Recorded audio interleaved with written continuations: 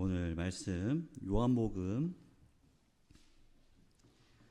5장 1절로 14절 말씀입니다. 요한복음 5장 1절로 14절 찾은 줄 알고 함께 교독하며 나가겠습니다. 그 후에 유대인의 명절이 되어 예수께서 예루살렘에 올라가시니라.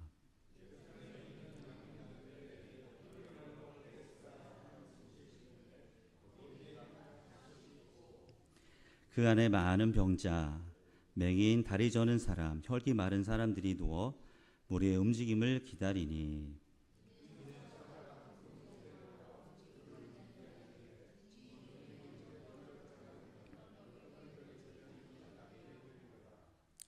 거기 38에 된 병자가 있더라.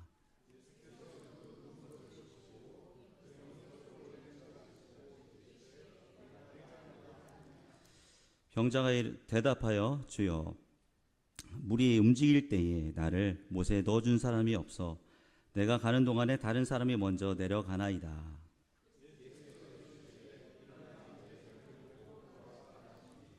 그 사람이 곧 나아서 자리를 들고 걸어가니라. 이날은 안식일이니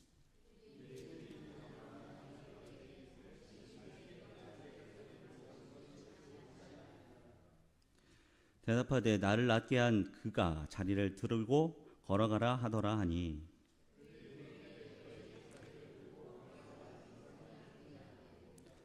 고침을 받은 사람은 그가 누구인지 알지 못하니 이는 거기 사람이 많았으므로 예수께서 이미 피하셨음이라.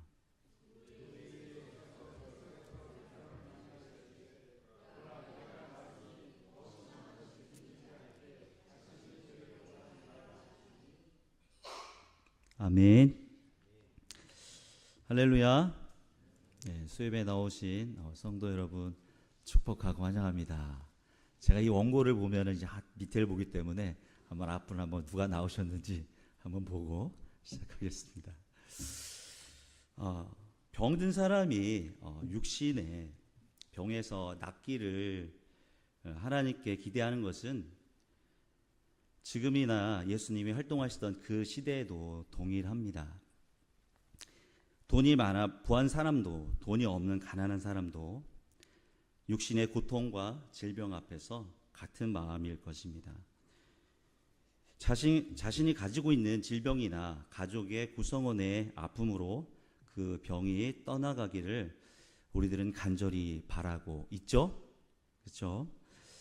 저는 사회복지 분야에서 오랫동안 근무를 했습니다. 제가 일했던 것은 장애인분들을 취업 발전 시켜주는 일을 했습니다. 주로 그 지적 장애인분들, 자폐성 장애인분들을 이렇게 취업 발전해주는 업무를 담당했는데요.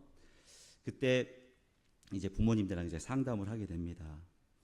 이제 부모님들은 오랫동안 이제 성인이 돼서 취업할 정도가 됐지만 부모님들은 본인 자녀가 속히 낫기를 원하며 그 이제 교육을 통해서 빨리 낫기를 이렇게 구하고 그런 것을 보게 됩니다. 그리고 또 이 지적장애인들의 그 특징이 뭐냐면 IQ가 70 이하인 분들이고요. 예.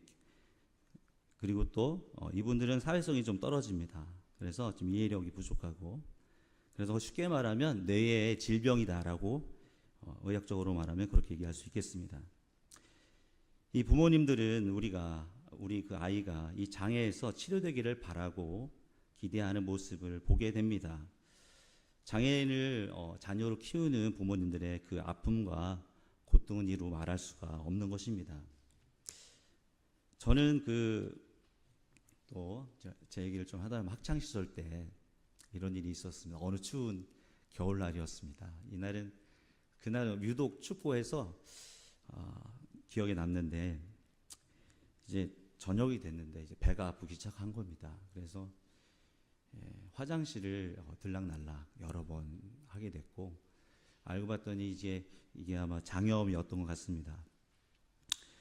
그 당시만 해도 이제 재래식 화장실이고 해서 이제 바깥을 왔다 갔다 하면서 배는 아프고 설사는 계속 나오고 엉덩이는 시리고 이 고통 속에서 제 친구와 함께 기도했던 적이 생각이 납니다. 예수님, 하나님, 저를 속히 이 병에서 낫게 해달라고 기도했고 또 눈물을 흘리면서 기도했던 기억이 언뜻 떠오릅니다. 다행히 그 다음 날 또 하나님께서 또 사실 장염은 일주일 정도 시간이 걸리는데 또 그 다음 날 학교로 갈 수 있는 또 기적을 또 체험한 적이 있습니다. 육신의 질병으로 괴로울 때 우리는 누군가 자신을 고쳐주기를, 이 상황에서 속히 벗어나기를 간절히 바랄 때가 있습니다. 지금 제 설교를 듣고 있는 이 순간에도 육체에 있는 질병이 사라지기를 바라며 누군가의 질병이 속히 낫기를 기도하고 있는 분들이 있을 줄 압니다. 오늘 본문에 베데스다라는 못에 행각이 5개가 있었고 그곳엔 많은 병자들이 있었습니다. 각종 병들과 맹인들, 지금 말하면 시각장애인들, 또 다리 저는 사람, 지체장애인들, 혈기 마른 사람, 이 중풍병자를 말하고 있는데요. 이런 분들이 거기에 너무 많이 있었던 것입니다. 이분들이 그 베데스다 연못에서 이 천사가 내려와서 물이 움직일 때 그곳에 들어가길 원해서 치료를 받기를 원하는 그런 사람들이 거기에 잔뜩 모여 있었습니다. 여기에는 38년 동안 누워있던 사람이 있었습니다. 예수님은 병이 오랜 세월 지속되었다는 것을 알고 있었습니다. 예수님은 이 38년 된 병자를 알고 있었습니다.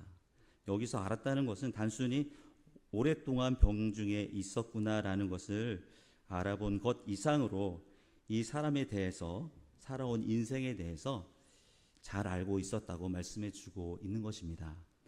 14절, 보라, 내가 나았으니 더 심한 것이 생기지 않게 다시는 죄를 범하지 마라. 이 구절을 통해 이 사람이 왜 오랜 세월 동안 병에 걸려 누워 있었는지, 그리고 어떤 인생을 살았는지 알 수 있게 하는 구절이기도 합니다. 예수님은 병자에게 내가 낫고자 하느냐 하고 질문을 하십니다. 다 아시는 이 분이 왜 이상한 질문을 하시나 이렇게 생각할 수도 있는 부분입니다. 그 사람의 인생을 다 아시는 분이 왜 이런 질문을 하셨을까요? 이 질문의 답은 38년 된 병자의 대답에서 유추해 볼 수 있습니다. 주여, 물이 움직일 때에 나를 못에 넣어준 사람이 없어. 내가 가는 동안에 다른 사람이 먼저 내려가나이다. 이 사람은 38년 동안 매일 그곳에 나와 희망 고문을 당했을 것입니다. 천사가 언제 내려오는지 모르지만 나도 천사가 내려와서 이 물이 움직일 때 들어가면 나도 치유받을 수 있다는 소망으로 지금까지 살아왔습니다. 자신은 한 번도 못 들어가고 다른 사람이 먼저 들어가 낫는 것을 지켜보아야 했던 인생을 38년 그렇게 살고 보았던 것입니다. 내가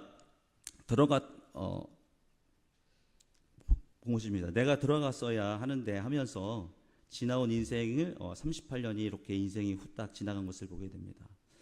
그러니 예수님이 내가 낫고자 하느냐라고 질문했을 때 나온 답이 다른 사람이 그 못에 먼저 들어갑니다라고 불만을 토로하는 대답을 하게 됩니다. 그렇다면 예수님은 왜 이런 질문을 하셨을까? 이 사람이 낫고자 하는 믿음을 일으키기 위해서 이런 질문을 하셨습니다. 7절을 제가 의역해서 한번 읽어보겠습니다. 38년 된 병자는 지금 강하게 말을 하고 있는 것입니다. 저는 낫고 싶습니다. 여기 있는 어떤 사람보다 낫고 싶습니다라고 7절을 그렇게 답변을 하고 있는 것입니다. 낫고자 하는 의지를 일으켜 세우시는 예수님의 세밀한 국률인 것입니다. 예수님은 말씀하십니다. 일어나 내 자리를 들고 걸어가라라고 말씀하십니다. 이 38년 된 말씀이 선포되어지고 그 38년 된 병자는 바로 나아서 자신이 깔고 있던 자리를 들고 걸어갔습니다. 그를 괴롭히던 질병은 온데간데 없어지고 일어나 걷게 되고 고침을 받게 되었습니다. 그렇다면 우리들도 예수님이 우리의 죄와 사망 권세를 짊어지고 십자가에 죽으셨으며 부활했다는 사실을 믿는 우리들은 속히 우리가 가지고 있는 오랜 고질병에서 노임을 받을 수 있다는 믿음을 갖는 성도님들 되시길 예수님의 이름으로 축복합니다. 하나님, 저의 믿음을 일으켜 세워 주십시오. 하나님만이 저의 인생의 문제를 해결할 수 있습니다. 저의 연약한 믿음을 세워 주십시오라고 기도하는 성도님들 다 되시기 바랍니다.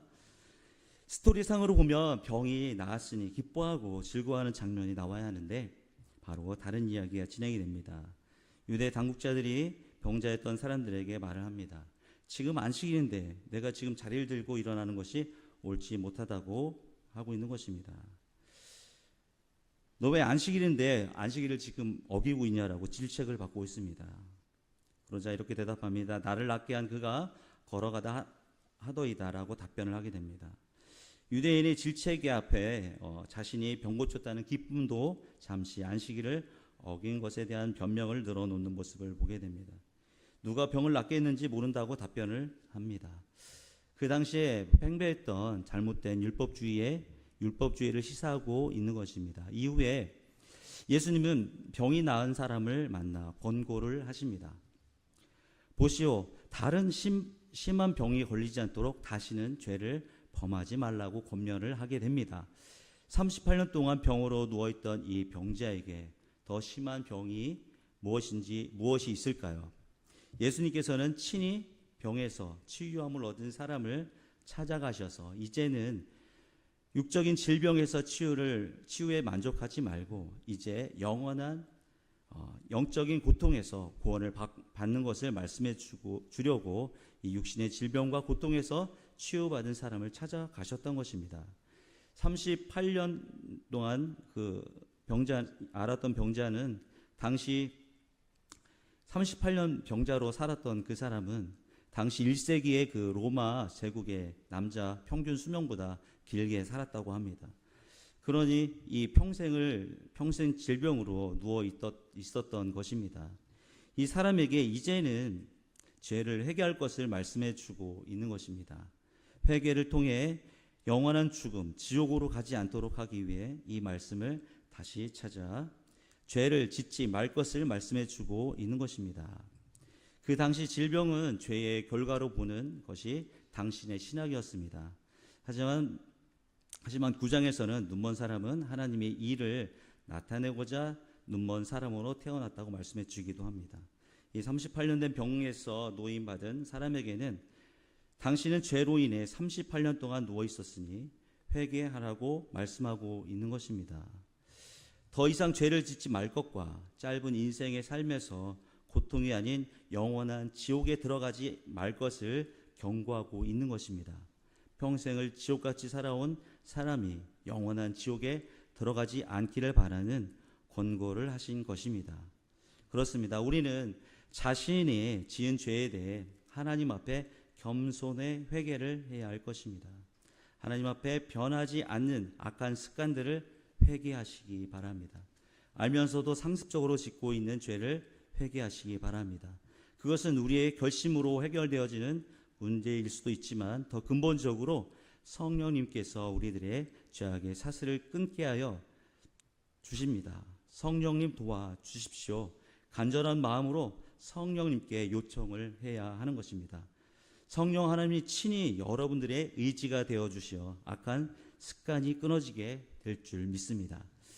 우리가 처한 육신의 질병도 치유를 받아야 하는 것도 매우 중요합니다. 하지만 더 중요한 것은 우리의 인생은 짧고 영생은 길다는 것을 깨닫고 천국을 소망하는 우리 성도, 하나님 앞에 죄를 자복함으로 하나님의 긍휼을 바라보는 성도님들 다 되시기 바랍니다.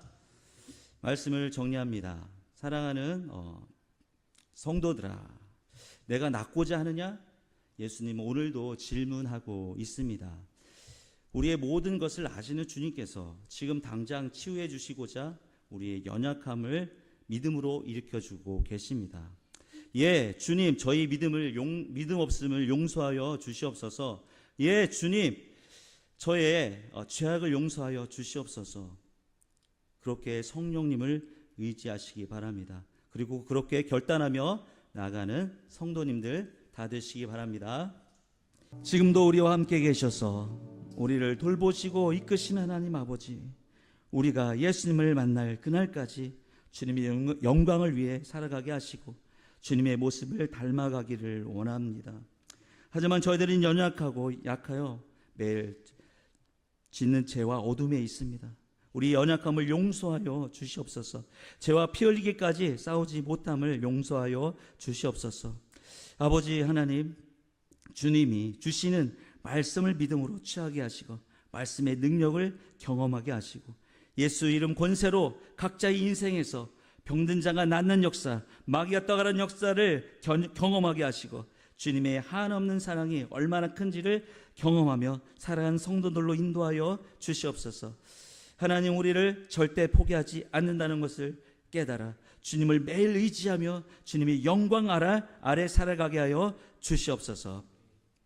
지금은 우리 주 예수 그리스도의 은혜와 아버지의 극진하신 사랑과 성령님의 교통하심이 주님의 영광을 위해서 살리라 다짐하고 믿음으로 승리하리라 결단하는 모든 성도들 위해 지금부터 영원까지 함께하기를 원하노라. 아멘.